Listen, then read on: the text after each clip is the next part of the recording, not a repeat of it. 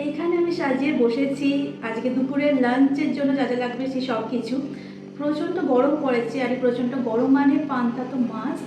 তো আজকে আমাদের দুপুরের লাঞ্চ মেনু হচ্ছে পান্তা। আর পান্তার জন্য আমি কি কি নিয়েছি চলো তোমাদের একবার দেখিয়ে দিই। এখানে হচ্ছে মুসুর ডালের বড়া ভাজা, মেন জিনিস ভাত, যেইটা এখানে গন্ধরাজ লেবু দিয়ে আগের দিন রাত্রিরে ভিজিয়ে রাখা হয়েছিল।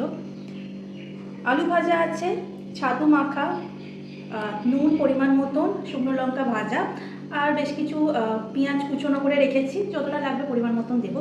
এবার আমি পান্তাটাকে রেডি করবো একদম সুন্দর চটপাটা করে।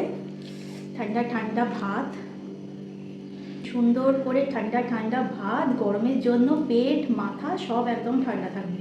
গন্ধরাজ লেবু চিপেও দেবো আমি। এবার এর মধ্যে আমি অ্যাড করতে থাকবো ফার্স্টে একটু ছাতু মাখা দিই। ছাতু মাখা দিয়ে দিলাম, আলু ভাজা যাবে,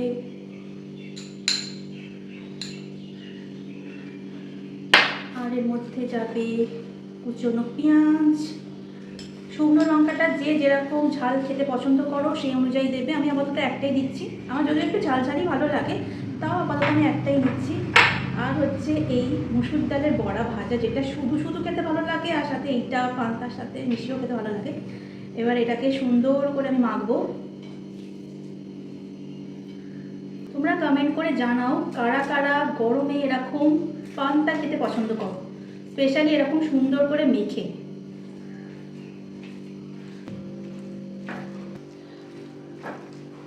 আর এইসব হাত দিয়ে না মাখলে ঠিক চলে না, সুন্দর করে একদম পান্তা মাখা রেডি। এবার সোজা এটা যাবে মুখের মধ্যে।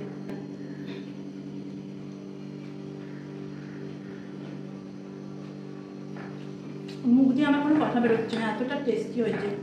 এইসব খাবার পেলে মাছ মাংস মেজাজ ভুলে যাবো।